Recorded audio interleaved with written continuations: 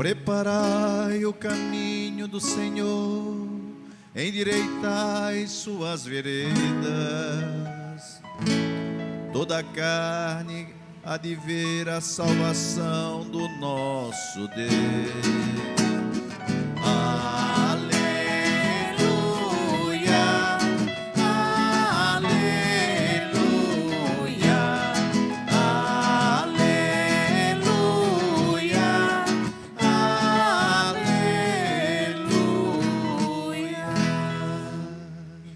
O Senhor esteja convosco. Ele está no meio de nós.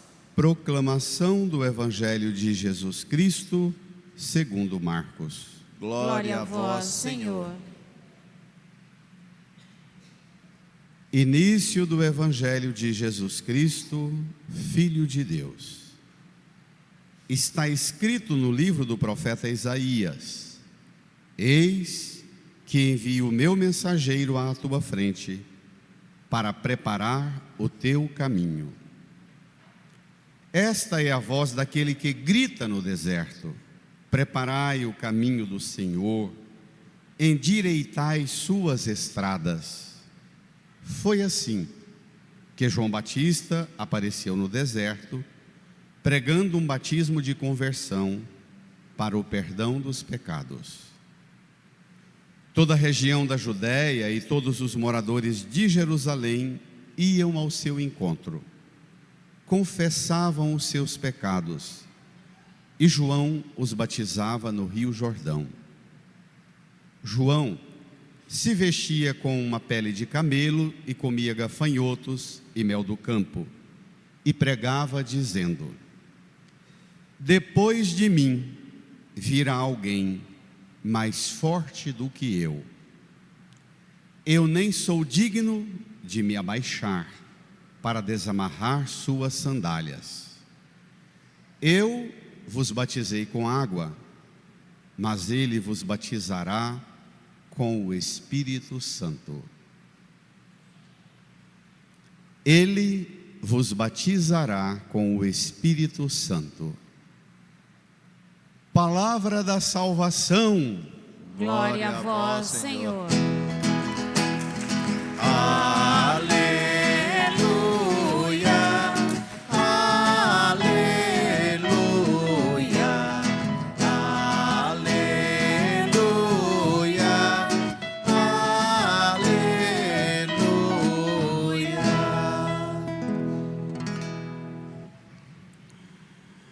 Sentados, nos recolhamos num tempo de silêncio, profunda oração.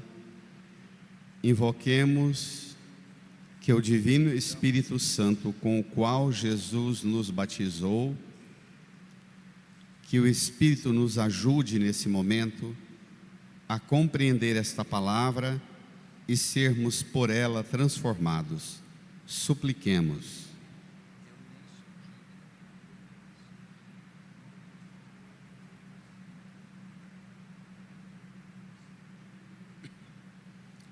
Amém. Queridas irmãs e irmãos, entramos na segunda semana no caminho de preparação para o Natal.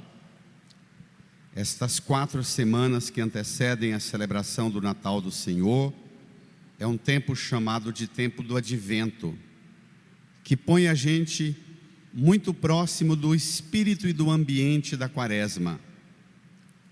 Nós não cantamos o Glória, a igreja fica mais discreta nos adornos, nas decorações, a veste litúrgica evocando penitência e conversão na cor dos paramentos, até a melodia da aclamação ao Evangelho muda o tom. Não é aquela aclamação que lembra o jingombel do Papai Noel, mas é um aleluia suave, introspectivo, que recolhe-nos num ambiente interno, que evoca a interioridade nossa e as exigências de conversão.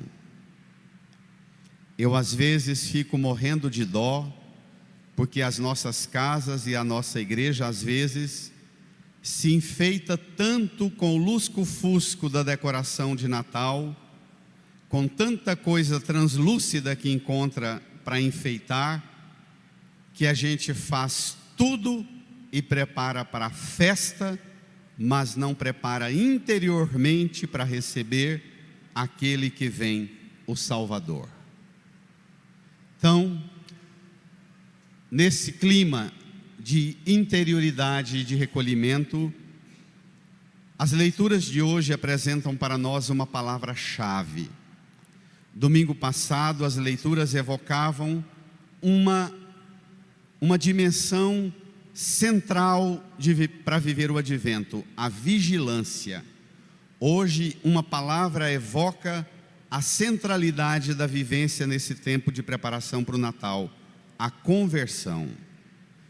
E a conversão que se opera em nossa vida pela acolhida de duas mediações que Deus deixa. Duas mediações que Deus deixa. A palavra, no caso concreto aqui, o Evangelho de Marcos, que a gente começa a ler no capítulo 1, versículo 1 até o versículo 8, a palavra e a pregação. A finalidade da palavra e da pregação é exatamente conduzir-nos à experiência de profunda conversão. São duas mediações que nós demos conta de colocá-las em crise. Vamos lá? No seu folheto número 9, Marcos. Domingo passado a gente estava no capítulo 13 de Marcos. Agora hoje a gente abre no início. E o primeiro versículo do Evangelho de Marcos apresenta para a gente, numa frase, o que Marcos vai desenvolver em 16 capítulos. O evangelho mais breve, mais sucinto, o primeiro evangelho escrito num momento dramático do cristianismo. Vamos lá? Início do Evangelho de Jesus Cristo, Filho de Deus. Início do Evangelho, início da notícia, início da boa nova. De quem? De Jesus Cristo.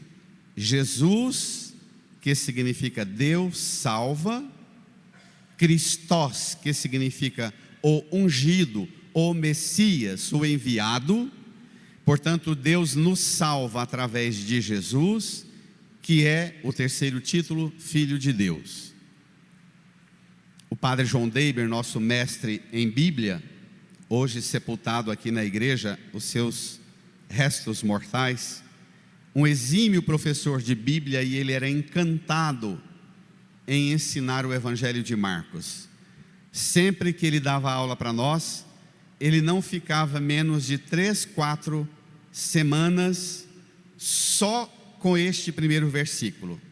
Eram 3, 4 semanas com o início do Evangelho, depois mais 3, 4 semanas com de Jesus Cristo, depois mais 3, 4 semanas, Filho de Deus.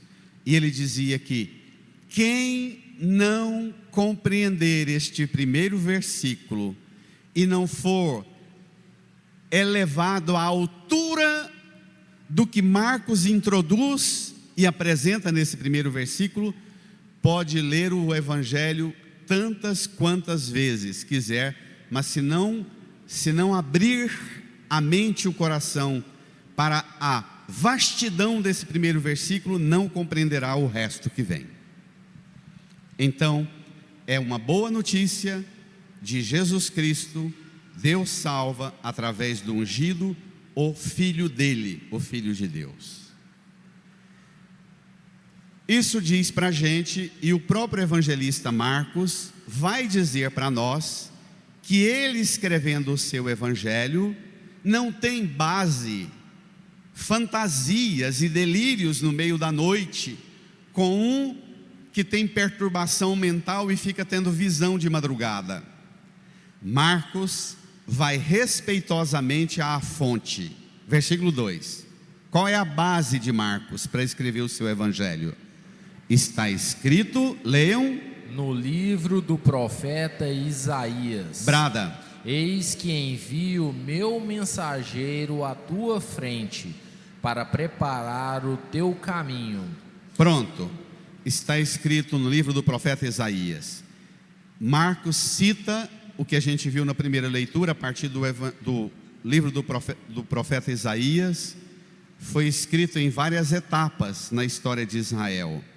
Esse bloco do capítulo 40 para frente foi escrito num período muito dramático na história do Antigo Testamento. O povo de Israel foi deportado para a Babilônia e ali feito escravo por quase 70 anos.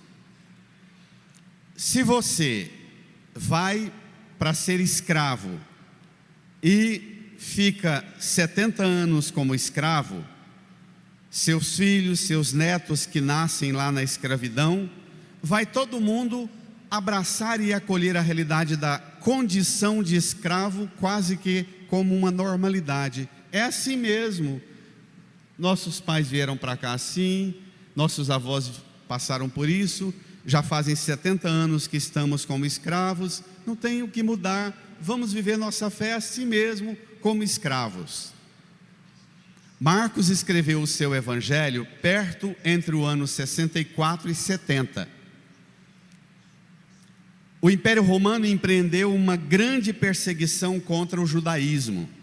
No ano 70 destrói Jerusalém, expulsa os judeus de Jerusalém e destrói o templo, destrói a cidade, destrói o templo e expulsa de Israel.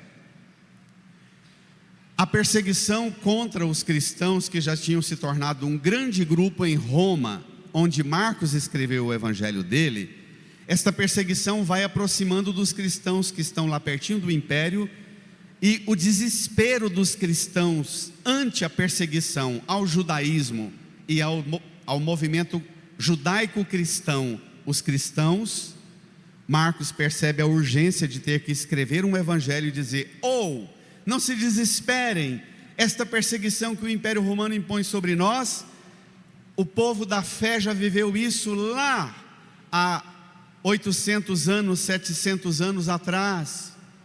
Não se desesperem, olhe o que aconteceu lá, quando todo mundo estava acomodado à escravidão, dobrado à escravidão, apareceu o profeta Isaías, e Deus mandou o profeta Isaías sacudir aquele povo que estava na escravidão. Portanto, envio o meu mensageiro à tua frente para preparar o teu caminho. Versículo 3. Como é que prepara o caminho? Brada: esta é a voz daquele que grita no deserto. Vocês estão muito xoxinho, pelo amor de Deus, reage, igreja. Versículo 3. Esta é a voz daquele que grita no deserto. Olha como se trabalha com o português. Esta é a voz daquele que grita no deserto. Aprender a acentuar. A gente precisa dominar a língua da gente, senão ela não comunica para a gente. Esta é a voz daquele que grita no deserto. Tem um acento nisso aí. Grita no deserto. Grita o quê? Olha o conteúdo do grito. Não é um grito de histeria, não é um grito de gente louca, histérica, maluca, quebrando tudo. É uma voz que grita um conteúdo. Qual é o conteúdo? Brada: preparai o caminho do Senhor, endireitai suas estradas. Uma voz grita: gente, sai dessa, preparai o caminho do Senhor, endireitai suas estradas. E aqui vem uma coisa difícil da gente entender, difícil de engolir, porque com a indústria religiosa, com o marketing religioso, a gente aprendeu a engolir uma religião que dá para a gente tudo mastigado, a gente não faz esforço nenhum, só adere ao que o marketing religioso bombardeia a cabeça da gente, e a gente reproduz o que o marketing religioso manda. Aqui tem uma dimensão mais profunda. Tem uma voz que grita no deserto. Qual deserto? Aqui dentro de mim e dentro de você. Esse é o deserto. Sabe por que é deserto? Lá na primeira leitura, Isaías fala: preparai na solidão uma estrada para o nosso Deus. É deserto e é solidão porque aqui dentro é uma realidade que só você acessa, mas ninguém. Por isso é deserto, por isso é solidão. Você precisa pegar a palavra de Deus, ouvir a palavra de Deus e a pregação, para acessar a interioridade do seu ser, o mais profundo de você, e escutar lá dentro um grito, dizendo: prepara o caminho do Senhor. Se as coisas estão difíceis para você, se você sente Deus longe da sua vida, Deus chegará à sua vida somente pelo caminho que você preparar, porque Ele te respeita. Amém? Ele não se impõe, Ele não é violento. Para nós católicos, os homens e mulheres da graça, não vale aquela premissa da escravidão da doutrina espírita, ou pela dor ou pelo amor. Não, para nós cristãos católicos, até quando é a dor, o amor transborda. Para nós católicos, ou pelo amor, só o amor. E o amor para nós vem até na dor. Então, Deus só entra na sua vida para inaugurar uma realidade nova pelo caminho que você preparar. Para isso você precisa permitir que, pela palavra e pela pregação, Jesus acesse o deserto e a solidão de sua alma, de seu coração, de seu ser. Talvez você diga assim para mim: eu não sei o que é solidão não. E eu digo para você: mas também você se bombardeia de distração, que você nunca acessa a realidade sua.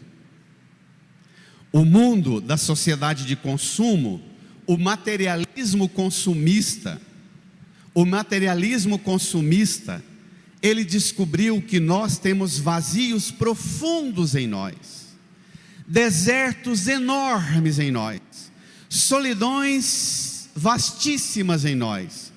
E o mundo da sociedade de consumo aprendeu a apresentar produtos e distrações para te bombardear, para que você se sinta ocupado com um videozinho atrás de um outro videozinho, até de pregador. E assim você não acesse e não permita Jesus entrar no deserto e na solidão interior sua. A máquina de manipulação das massas e das consciências sabe, pela ciência do marketing, pela ciência da economia, da estratégia de domínio e de desejo de o que te falta. É a pergunta poderosa do comércio. Você hoje acha que precisava do quê? Quando você faz a lista, a ciência do marketing lá no Vale do Silício já está produzindo o que te falta. Então, acessar o seu deserto, acessar a solidão e permitir que um grito ecoe nesse deserto, uma voz grite nessa solidão. Vamos lá? Você pode me dizer: ainda não está muito claro como preparar esse caminho e endireitar essa estrada. O próprio evangelista Marcos vai detalhar. Versículo 4. Foi assim que João Batista apareceu no deserto. Leia. Pregando um batismo de conversão para o perdão dos pecados. Espere lá. João no deserto pregando um batismo de conversão. A palavra conversão em grego significa metanoia. Noia é a mentalidade e meta é o ponto que você deseja alcançar. A conversão tem que ajudar você a mudar a mentalidade para mudar a meta. Às vezes, pela escuta da palavra, descobrir a meta e aí corrigir a mentalidade. Porque quando não bate a meta com o que está aqui, vocês que são pais e mães, vô e vó já deram bronca no filho dizendo: filha, filho, você luta muito, eu sei a meta que você quer, mas você não faz por onde alcançar isto. Então, o que falta? Falta mudança de mentalidade, falta o registro aqui. João Batista é a voz que grita no deserto, prega um batismo de conversão. Sabe o que significa? Hoje no mundo empresarial tem uma expressão muito cara para quem trabalha o mundo do empreendedorismo. Eles usam uma expressão correlata ao batismo que é imersão. João Batista prega uma imersão no território da conversão. Sabe o que significa isso? Batismo de conversão. Um mergulho dentro de si, para descobrir em você o que você pensa, o que você entende com a sua inteligência e qual é a sua meta. Então, o batismo de conversão é um mergulho profundo na realidade da sua interioridade, para lá dentro de você encontrar o sentido mais profundo e você perceber que para alcançar a grandeza do sentido mais profundo de sua vida, é preciso que você permita que Jesus entre e inaugure uma realidade nova. Ele não se impõe. O batismo de conversão, ele é exigente. Sabe por quê? Porque nós preferimos atalhos. João Batista se recusa aos atalhos. A finalidade da pregação de João é fazer você, por conta de você, ter coragem de acessar a sua interioridade, ou quem sabe até a interioridade do seu casamento, da sua família, dos seus empreendimentos, da sua profissão, da sua missão no mundo e até a interioridade da igreja, para ver o que é que precisa de conversão, de mudança de mentalidade, de mudança de meta. Versículo 5, vamos lá, vai esquentar um pouquinho, 5 graus agora, vai lá. Toda a região da Judéia e todos os moradores de Jerusalém iam ao seu encontro, confessavam os seus pecados e João os batizava no Rio Jordão. Olha o movimento, a pregação de João no deserto, a conversão, a confissão dos pecados e o batismo. Nós queremos o batismo, nós queremos a bênção, mas não queremos ouvir a pregação, não entendemos o que é a conversão, a mudança da meta e da mentalidade, e não queremos e não entendemos bem o que é o pedir perdão dos pecados. Cada vez a sociedade hedonista, mundana, laxista da nossa cultura tira de nós o senso do que é a falta, do que é o pecado. Tem 2 tipos de neurótico na igreja: o neurótico obcecado, doente, que acha que tudo é pecado e tudo é capeta, tudo é perigoso, até o padre, até o pregador, até a missa, se não for do jeito que ele está enquadrado, tudo é pecado. E tem o neurótico, o doente, o padecente, que acha que nada é pecado. São 2 tipos de doença que gruda na sociedade de hoje: os neuróticos da religião e os relaxados na religião. Esses 2 precisam de profunda cura.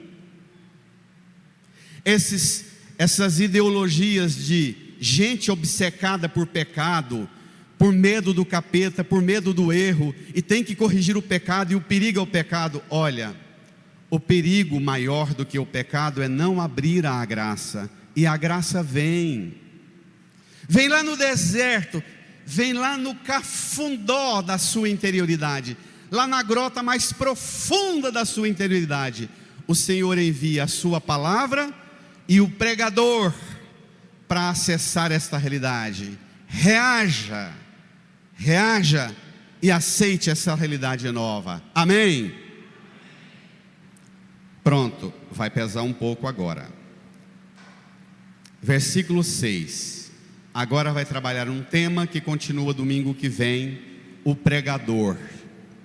É muito interessante que Marcos escreve o seu evangelho e antes propriamente de apresentar Jesus, Marcos se ocupa em apresentar o pregador, as características do pregador,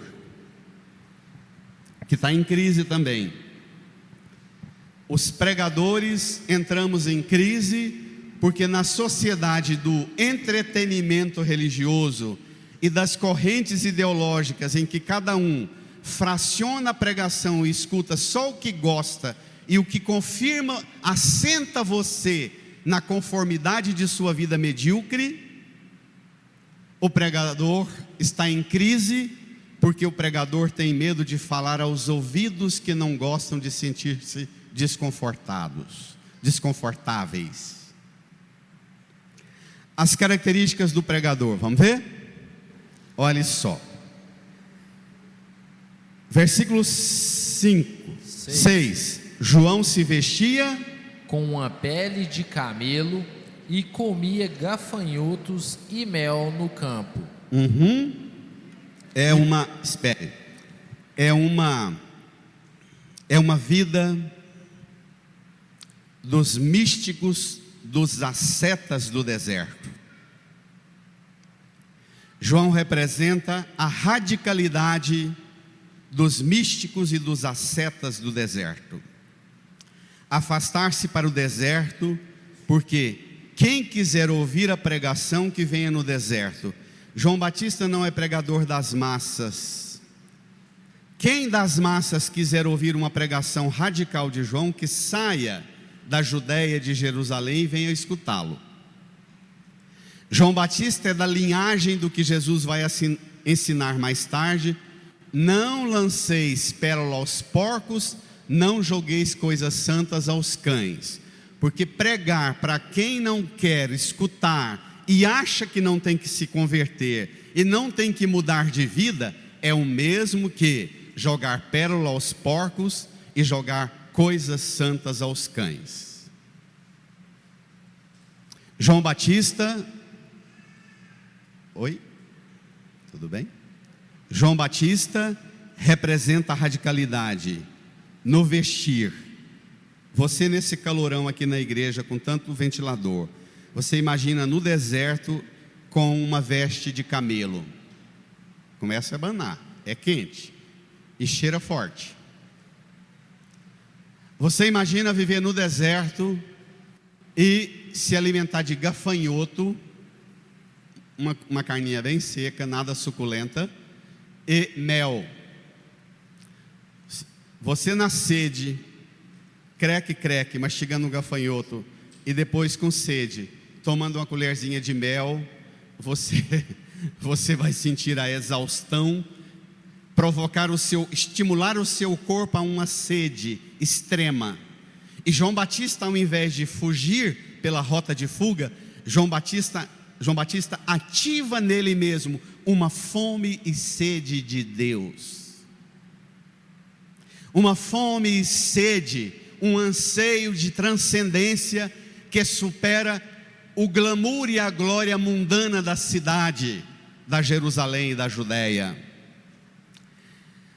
Nós estamos numa grande crise de pregadores, porque o marketing religioso, nós pregadores somos constantemente abordados pelos marqueteiros que se oferecem dizendo para nós: você com esse poder de persuasão e de argumento na pregação, se você aceitar,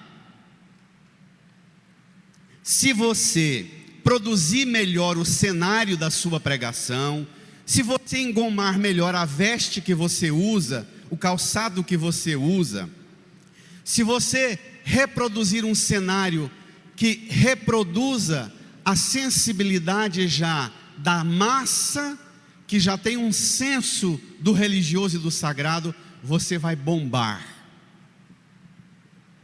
E todos os que bombam na internet, bombam na imensa maioria dos casos, porque tem um marqueteiro produzindo um cenário. É uma indústria da fantasia religiosa. Esse marketing, João Batista é o anti-marketing da religião. Ele se veste, se alimenta e se põe como um pregador, o oposto do investimento na performance do marketing religioso. João Batista, agora no que ele falar, ele vai ser violento com o marketing. Olhe só, preste atenção no conteúdo. Além de ser radical, despojado, humilde, austero na vida mística, na vida ascética, olhe o conteúdo da pregação. Versículo 7. E pregava dizendo, vocês pontuem certo português aí, brada lá. Depois de mim virá alguém mais forte do que eu. Espera lá. Depois de mim virá alguém mais forte do que eu. Ai, ai, ai. Esse é o pregador que diz assim: não ponha a confiança de vocês toda em mim. Não invista tudo no que eu estou falando, em mim. Não colhe em mim. Não vire meu seguidor. Não vire dador de like, de tweet para mim. Não me ponha no lugar que só o forte pode ocupar. As ideologias hoje, elas reproduzem na figura das correntes ideológicas um forte que substitui o pregador, porque são correntes ideológicas, e todo mundo pensa naquela linha e te põe lá, acorrentado lá, que substitui você, e você passa a ter a presunção e esquece o único forte. Olha o forte que João Batista prega: depois de mim virá alguém que é mais forte do que eu. Olha o forte. Aos olhos do mundo é um fracasso.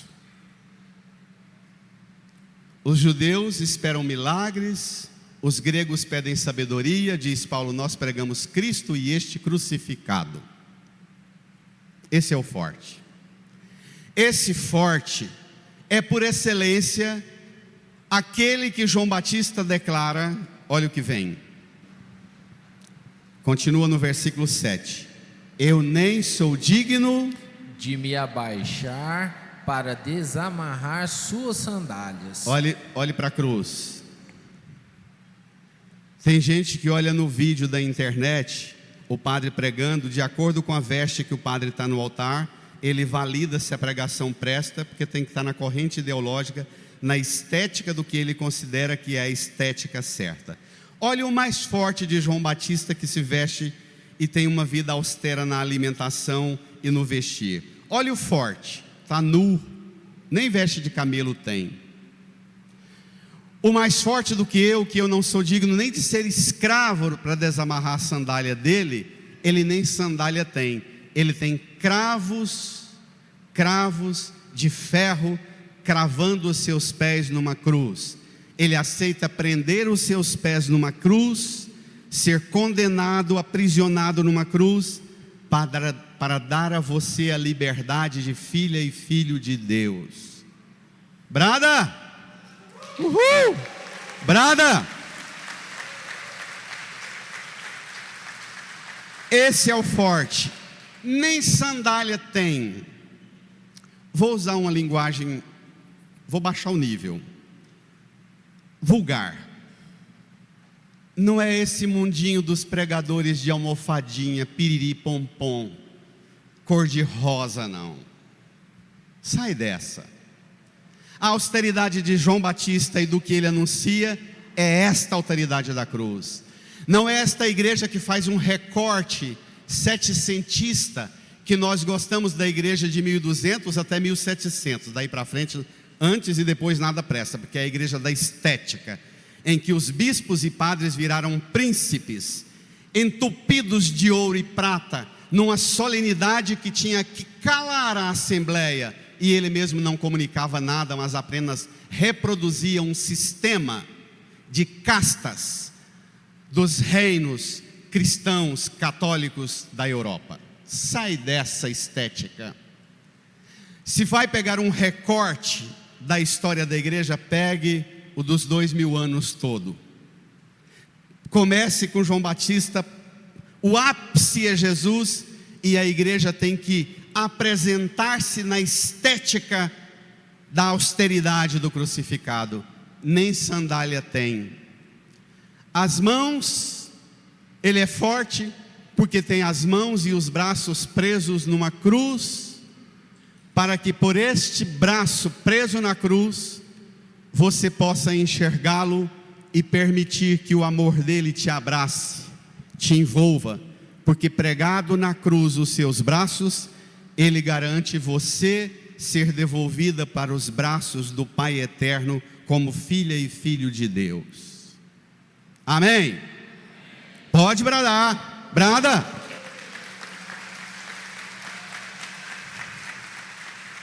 O forte, ele não tem um palácio, ele não tem um trono de ouro, ele não tem uma coroa de ouro e prata, como as mitras solenes da Idade Média, em que valiam um império, os presentes que os reis davam para os bispos e cardeais. O coroado nu na cruz, o trono dele é a cruz, o lugar dos condenados e dos malditos. A coroa de espinhos que atormenta-lhe a cabeça é para limpar sua cabeça do encrustamento das ideias e das ideologias que assentaram em você e tornaram você, diz Bento XVI, aqueles que vivem a paralisia do moralismo ideológico. Bento XVI. A coroa de espinhos para tirar e libertar aqueles que vivem a paralisia da rigidez das ideologias puritanas e moralistas. Irmã, esse é o mais forte. João Batista é um pregador que o povo olhava para ele e dizia: não compensa. E ele aponta um mais forte do que ele, que morre na cruz. João Batista apresenta uma realidade que se opõe barbaramente à glória mundana, à glória deste mundo, e a igreja se iludiu, e tem muitos movimentos ideológicos na igreja, querendo que a igreja recupere a pompa dos séculos do império da Idade Média. A igreja não pode nunca mais, diz Bento, ainda que ela se reduza a 12 ou menos que 12, voltará àquela pompa mundana dos reinos medievais. A glória da igreja é a glória do forte, o crucificado. Irmã, irmão, você tem coragem de abrir o seu deserto, a sua solidão da sua alma, do seu coração, a solidão e o deserto da sua inteligência, dos seus afetos, das suas emoções? Você tem coragem de permitir que Jesus acesse esse deserto e essa solidão para inaugurar lá uma realidade nova? Para isso é preciso escutar a palavra, escutar a pregação, se converter, pedir perdão dos pecados e entrar na realidade nova. Amém. Assim a gente olha Pedro na segunda leitura, que diz que tudo vai derreter, o céu, os elementos, tudo vai derreter, mas nós, o que nós esperamos são novos céus e nova terra. O calor aumentou, porque é difícil entrar nesse deserto. Esse deserto, ele é realmente quente. Esse deserto é melhor liberar Wi-Fi para todo mundo distrair-se nesse deserto e não entrar na gravidade do que está esse deserto da alma, do coração e da vida de cada um e cada um de nós. Peça a Jesus para entrar hoje, pela força dessa palavra e dessa pregação. Peça que Jesus entre no deserto e na solidão da sua alma. Peça a Jesus que, com a autoridade e a força que só Ele tem, Ele liberte você de tudo que condenou você a essa solidão e a esse deserto sem Deus. Peça a Jesus que derrame o sopro do Espírito Santo. Diz João: eu vos batizo com água, Ele vos batizará com o Espírito Santo. Peça a Jesus para soprar o Espírito Santo em você, no deserto e na solidão da sua vida, e inaugurar um tempo novo, um novo céu e uma nova terra em sua vida. Fale com Jesus, invoque a autoridade e a força, o forte Jesus atuando em sua vida. Fale com Ele. Espírito, Espírito, Espírito Santo de Deus, Espírito, Espírito, Espírito Santo de Deus, vem controlar todo o meu ser, vem dirigir o meu viver, o meu pensar, o meu falar, o meu sentir, o meu agir. Espírito, Espírito, Espírito Santo de Deus, Espírito, Espírito, Fiquemos em pé. Espírito Santo de Deus. Estenda as suas mãos aqui para a cruz de Jesus. Reze comigo: Senhor Jesus, Senhor Jesus, eu creio firmemente eu creio firmemente que o Senhor é o mais forte. que o Senhor é o mais forte. Na verdade, Na verdade, o único forte, o único forte, capaz de entrar capaz de no entrar deserto e na solidão no deserto da solidão da minha vida, da minha vida, da minha alma, da minha alma, do meu coração, do meu coração, do meu ser, do meu ser, capaz de entrar no deserto capaz de reinar no deserto da minha família, da minha família, do meu trabalho, do meu trabalho, da igreja, da igreja, do mundo. do mundo. Vem, Senhor Jesus, Vem, Senhor Jesus, entra nesses desertos, entra nesses desertos, vence toda a solidão vence toda a solidão que adoece o mundo e não aceita e não aceita a força do Senhor inaugurar uma realidade nova. Vem, Senhor Jesus, no deserto do meu ser, faz de mim uma criatura nova. Põe a mão no seu coração, incline a sua cabeça, acolha Jesus no deserto do seu coração, da sua alma, naquele deserto e naquela solidão que ninguém tem dado conta de curar, de habitar, de regenerar em vida. Peça a Jesus a força restauradora, que Ele faça florir o deserto e a solidão da sua vida e da sua alma. Peça a Jesus. E comece também a fazer uma oração de louvor e agradecimento.